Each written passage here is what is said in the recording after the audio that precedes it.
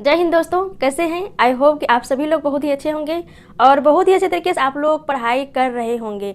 और बहुत सारे फ्रेंड्स यदि पढ़ाई नहीं कर रहे, थोड़ा लेजी भी कर रहे हैं, तो आप लोग लेजी नहीं करें, बहुत ही अच्छे तरीके से कंसस हो जाए, क्योंकि बहुत ही कम टाइम आप लोगों के लिए जो है एग्ज़ाम का बचा है।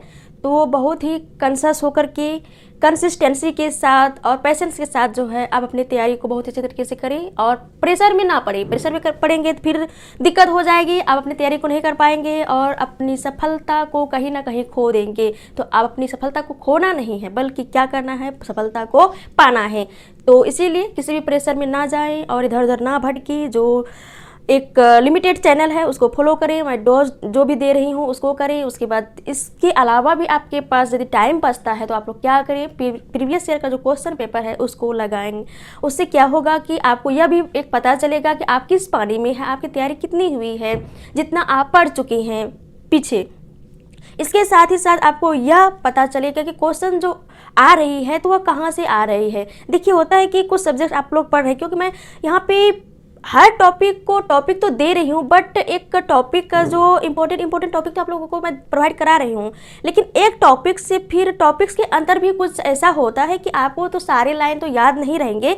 उनमें से क्या होता है कि कुछ लाइन्स ऐसे होते हैं जो कि ज़्यादा इम्पोर्टेंट्स हो जाते हैं। तो हम लोग जो पढ़ते हैं, तो पढ़ने का एक तरीका जो होता है, तो क्या होता है कि मान लीजिए कि लुसेंट ही आप लोग पढ़ रहे हैं, तो हिस्ट्री ही पढ़ रहे हैं, तो हिस्ट्री में जरूरी नहीं कि जितना मॉडर्न हिस्ट्री या एंशिएंट हिस्ट्री या मिडाइवल हिस्ट्री का है तो सारे लाइन को एक तरह से आपके माइंड में सेट नहीं हो जाएंगे। उसमें कुछ ऐसे फैक्ट होते हैं, ऐसे लाइन होते हैं जिनको कि हम लोगों को ज़्यादा फोकस करना है, और कुछ ऐसे होते हैं कि थोड़ा हम लोग जो है इसको एक सरसरी निगाह से देख भी लेते हैं तो भी काम चल जाता है हमारा। तो एक वह जो आइडिया जो हम लोगों को पता चलता है, तो वो कहाँ से चलता है, तो वो हमारा प्रीवियस ईयर का क्वेश्चन जो पेपर होता है, तो उससे पता चलता है कि क्वेश्चन एग्जामिनर जो क्रिएट कर रहे हैं वो कहाँ से कर रहे हैं और आने वाले टाइम में वो कहाँ से कर सकते हैं। एक आइडिया हम लोगों को मिलता है, तो उसी के आधार पर जो है हम लोग क्या करते हैं, अपनी तैयारी को मूव करते हैं। उसी के बेस पर जो हम लोग क्या करते हैं, अपनी तैयारी को करती हैं। तो टाइम मिलता है तो आप लोग जो है अभी से प्रीवियस ईयर क्वेश्चन को जरूर लगाएं, क्योंकि आपको एक आइडिया मिलेगा। वैसे मैं आप लोगों को आने वाले टाइम में करवाऊंगी, जब ये सारे जो है आप लोगों में जो भी एक होल एक टॉपिक्स होता है कि किन किन टॉपिक से एग्जाम में क्वेश्चन आते हैं, तो इन सारे को करवाने के बाद मैं करवाऊंगी। लेकिन तो वो बाद में करवाऊंगी, लेकिन आपके पास टाइम मिलता है तो उस टाइम को आप लोग यूज़ क्यों नहीं करेंगे। तो आपको तो यूज़ करना है, तो आप लोगों के पास टाइम मिलता है तो आप उस टाइम को ज़रूर यूज़ करें और प्रीवियस ईयर क्वेश्चन पेपर को बनाने में करें। तो आप लोग इस तरह से पढ़ाई करेंगे तो ज़रूर जो है आप लोग सफल होंगे और बहुत ही अच्छे मार्क्स से जो आप लोग क्या करेंगे, सफल होंगे और मेंस के एग्जाम में बैठेंगे और मेंस में भी एग्जाम में जो है आप लोग पास करेंगे, इंटरव्यू में और फाइनल सिलेक्शन पाएंगे। तो आज के वीडियो में जो रहेगा वह डॉज 14 रहेगा। ओके, और डॉज 14 में आप लोगों के लिए मैं कौन कौन सा सब्जेक्ट्स का जो है कौन कौन सा इंपॉर्टेंट टॉपिक्स ली हूँ, तो वो आपका है फिजिक्स का, उसके बाद करेंट अफेयर्स तो है ही डेली वाइज, उसके बाद प्राचीन भारत का, इसके बाद जो है मैं इंडियन ज्योग्राफी का ली हूँ, क्योंकि बहुत बार कमेंट आ चुकी है, बहुत सारे फ्रेंड्स जो है कमेंट किए हैं कि मैम आप तो हिस्ट्री बताती हैं, डॉज बताती हैं, करंट अफेयर्स का बताती है, उसके बाद कुछ अदर सब्जेक्ट का भी बताती है, बट आप जो इंडिया का ज्योग्राफी है उसके बारे में कुछ नहीं बता रही हैं, उसका डोज नहीं बता रही हैं। तो इसी कारण से जो है मैं यहाँ पे लेकर के आई हूँ। और अब से जो होगा हम लोगों का फोकस जो होगा वीडियो में वह इंडियन ज्योग्राफी की ओर भी होगा, क्योंकि बिहार ज्योग्राफी जो लगभग हम लोग कर ही लिए हैं, जो मेन इंपॉर्टेंट टॉपिक है, जिससे कि पीटी में अच्छा खासा क्वेश्चन आता है, जो भी छिटपुट एक दो चैप्टर बच जाता है तो उसको भी हम लोग कवर कर लेंगे, आप लोग चिंता ना करें। तो आपका फिजिक्स में जो इम्पोर्टेंट टॉपिक है, फर्स्ट टॉपिक पृष्ठ तनाव, इससे भी एग्जाम में क्वेश्चन देखने को मिलता है।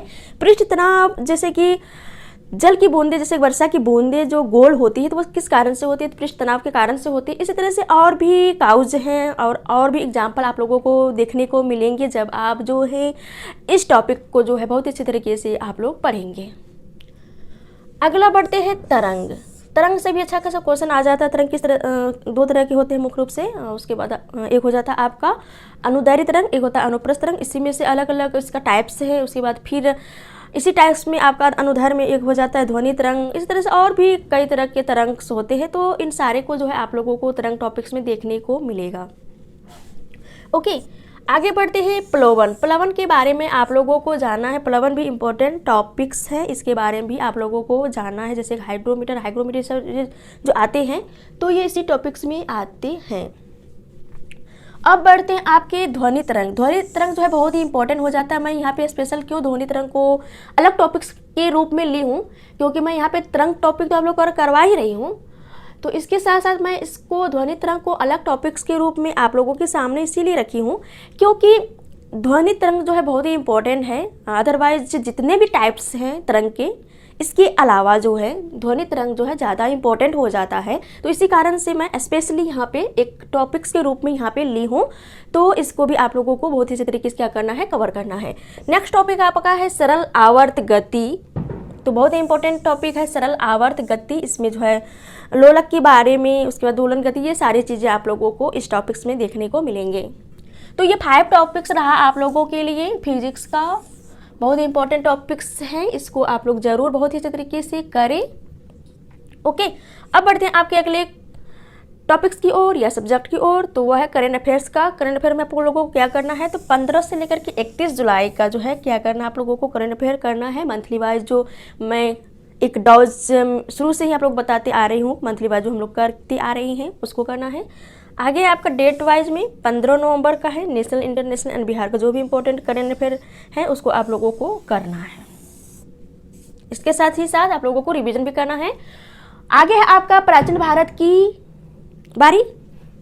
प्राचीन भारत में आपको क्या करना है, तो फर्स्ट टॉपिक मैं ली हूँ वह है महाजनपदों का उदय। हमारा अखंड भारत 16 महाजनपदों में विभाजित हुआ था और किस तरह से जो है महाजनपदों का उदय हुआ। उसके बाद 16 महाजनपद जो थे वह कौन कौन थे, उसके बाद 16 महाजनपदों में से कितने महाजनपद बिहार में थे। तो ये सारी बातें आप लोगों को इस टॉपिक्स में देखने को मिलेंगी। वैसे मैं बता देती हूँ कि 16 में से 3 जो है वह बिहार में थे। एक आपका मगध हो गया, दूसरा आपका अंग हो गया, तीसरा आपका वज्जी हो गया। वज्जी हम लोग लिच्छवी के नाम से भी जानते हैं। तो ये 3 जो है वह हमारे बिहार में है। तो आप इन तीनों को 16 तो इम्पोर्टेंट है ही, बट 16 में से 3 जो है तो ये ज़्यादा इम्पोर्टेंट है क्योंकि ये बिहार में आते हैं। और इसके साथ ही साथ आप लोगों को क्या करनी है, तो इसके साथ ही साथ जो हमारा महाजनपद है जो बिहार में सिचुएटेड है, तो उसका जो कैपिटल कहाँ पे है, तो उसको भी साथ ही साथ आप लोगों को ध्यान में रखना है। ओके, आगे बढ़ते हैं। आपका अगला है कि जैन धर्म। जैन धर्म भी बहुत ही इंपॉर्टेंट है। जैन धर्म के संस्थापक कौन थे, इसके बाद इसके अंतिम तीर्थकार कौन थे, उसके बाद जो एक गौतम महावीर जो थे, तो इसने जो है कहाँ कहाँ पर इसकी जो एक संगति हुई थी, जैन धर्म की जो संगति हुई बहुत ही इंपॉर्टेंट हो जाता है। जैसे कि बौद्ध संगति हो गया, बौद्ध धर्म से रिलेटेड जैन संगति हो गया, बहुत ही इंपॉर्टेंट है। मैं बात करूँ जैन धर्म की अपेक्षा बौद्ध धर्म की जो बौद्ध संगति, जो 4 बौद्ध संगति हुई है, तो इससे जो एग्जाम में क्वेश्चन बराबर देखने को मिलता है, बहुत ही इंपॉर्टेंट हो जाता है। तो आप लोग जो है इसको बहुत ही अच्छे तरीके से करें। नेक्स्ट है आपका कि बौद्ध धर्म। तो बौद्ध धर्म भी इंपॉर्टेंट है। बौद्ध धर्म में तो ये एक जनरली जो होता है एक 3-4 क्लास से हम लोग पढ़ते आ रहे हैं कि बौद्ध धर्म के संस्थापक कौन थे, इसके बाद गौतम बुद्ध थे, इसके बचपन का नाम क्या था, इसके पिता का नाम क्या था। ये सारी बातें तो जनरली सब कोई जानता है, लेकिन एक डीपली आप लोगों को पढ़ना है क्योंकि डीप से ही क्वेश्चन आता है। आगे है आपका शैव धर्म। शैव धर्म भी बहुत ही इंपॉर्टेंट हो जाता है। उसके बाद है वैष्णव धर्म। लेकिन इन 5 टॉपिक्स में बात करें तो 5 टॉपिक्स में आप लोगों की ये 3 टॉपिक्स जो बहुत ही अच्छे तरीके से पढ़ना है, ये 3 टॉपिक्स को।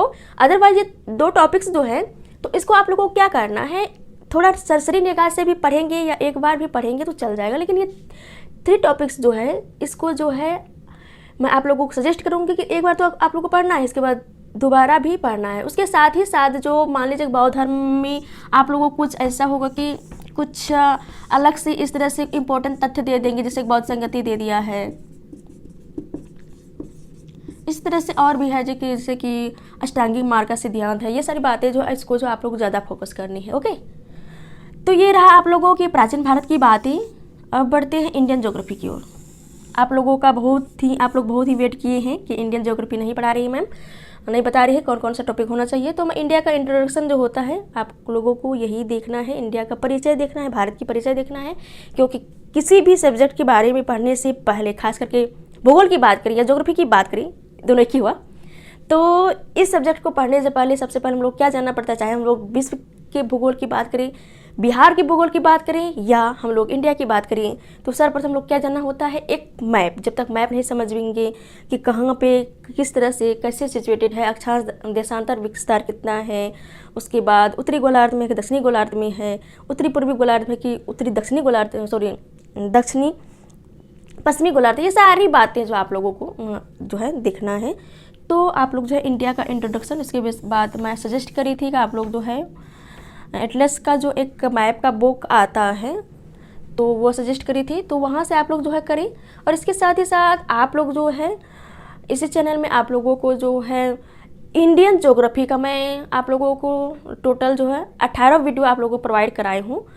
तो स्टार्टिंग वीडियो जो है मेरा वो इंडिया का इंट्रोडक्शन ही है, और मैं बहुत इसी तरीके से आप लोगों को मैं 18 वीडियो जो आप लोगों को प्रोवाइड कराई हूँ, तो ये सारे वीडियो मैं मैप वाइज प्रोवाइड कराई हूँ और बहुत इसी तरीके से बताई हूँ। हाँ, मेरा स्टार्टिंग वीडियो, क्योंकि मैं जब यूट्यूब चैनल स्टार्ट करी थी तो मैं सर्वप्रथम बिहार का ज्योग्राफी और भारत का ज्योग्राफी ही प्रारंभ करी थी। तो स्टार्टिंग वीडियो हो सकता है कि कम्युनिकेशन स्किल में थोड़ा प्रॉब्लम हुई है, तो आपको थोड़ा वहाँ पे मैनेज करना पड़ेगा। कुछ ऐसे फ्रेंड्स होंगे जिसको लगेगा कि स्टार्टिंग उसको लगेगा कि कम्युनिकेशन में कहीं कमी है, तो वहाँ पे आप लोग मैनेज करें। अदरवाइज टॉपिक्स की या कंटेंट की बात करें तो कंटेंट बहुत ही मस्त है। कम्युनिकेशन में थोड़ा प्रॉब्लम हो सकती है, लेकिन कंटेंट की बात करें तो वैसे हम लोगों को कंटेंट में ज़्यादा फोकस करना चाहिए, क्योंकि कंटेंट से एग्जाम में क्वेश्चन आता है ना कि कम्युनिकेशन से। एक कम्युनिकेशन से क्या हो जाता है कि आप लोगों को थोड़ा जो है एक नहीं होता है कि इंटरेस्ट टाइप का वो हो जाता है। तो खैर मेरा स्टार्टिंग का वीडियो था, लेकिन कंटेंट बहुत ही मस्त है, तो आप लोग जो वहाँ से ज़रूर करें। तो ये रहा आप लोगों के लिए एक सब्जेक्ट, 2, 3, 4 सब्जेक्ट से जो है इंपॉर्टेंट टॉपिक्स रहा, इसको आप लोग जरूर करें, बहुत अच्छे तरीके से करें। तो आज के लिए बस डॉज आपके 14 में यही रहा, आज के लिए इतना ही रखते हैं। अगले वीडियो में डॉज 15 में आगे जो भी इंपॉर्टेंट सब्जेक्ट है, इंपॉर्टेंट सब्जेक्ट के इंपॉर्टेंट टॉपिक्स को देखेंगे। तो ये वीडियो आप लोगों को कैसा लगा आप लोग कमेंट करें, शेयर करें और लाइक करें, और ज़रूर बताएं कमेंट करके कि कैसा डॉज रह रहा है आप लोगों के लिए। नहीं बताएंगे तो वैसे मैं अपने अनुसार से आप लोगों को बेटर से बेटर कंटेंट देने की प्रयास करती हूँ, और हमेशा प्रयास में लगी हुई रहती हूँ कि आप लोगों का मैं जो डॉज दे रही हूँ वो मिस ना हो। किसी कारणवश कभी हो जाता है, जैसे कि डॉज 13 जो है एक रोज़ आपका मिस हो गया, वो टेक्निकल प्रॉब्लम के कारण इसी तरह से हो सकती है। बट आप लोग कंसिस्टेंसी बनाए रखिए, ऐसा नहीं कि मैं वीडियो नहीं किसी कारण से बीच में नहीं दे पाई एक रोज़ से तो आप लोग बीच में स्किप कर दें, उस रोज़ पढ़ाई ना करें, ऐसा मत करें। आप लोग उस दिन को बहुत ही अच्छे तरीके से और करें, क्योंकि वह तो आपका और अच्छी बात है कि आप लोग उस दिन जो है, मान लीजिए उस दिन मैं डॉज नहीं दे पा रही हूँ, तो आप लोग जो पिछला आप लोग पढ़ाई किए हो तो उसको आप रिवीजन कर सकते हैं। इसके साथ ही साथ आप प्रीवियस ईयर को लगा सकते हैं, प्रीवियस ईयर क्वेश्चन पेपर को देख सकते हैं, उसका जो प्रैक्टिस कर सकते हैं। तो इस तरह से करें, आप लोग किसी भी दिन को जो है आप लोग मिस नहीं करें, बिना पढ़ाई के नहीं रहें, क्योंकि एक दिन बहुत ही आप लोगों के लिए इम्पोर्टेंट है। एक दिन की बात मैं क्या करूँ, एक दिन क्या 1 घंटा भी आप लोगों के लिए बहुत ही अभी एक हीरे के समान है, तो आप लोग इसको ना गंवाएं। तो आज के लिए बस इतना ही, और मैं अंत में फिर यही कहना चाहूँगी कि समय हर इंसान के लिए आता है कुछ कर दिखाने का, कुछ कर दिखाते हैं, कुछ रह जाते हैं, परंतु आप इस परिवार के साथ जुड़े हैं तो आपको कुछ कर दिखाना है।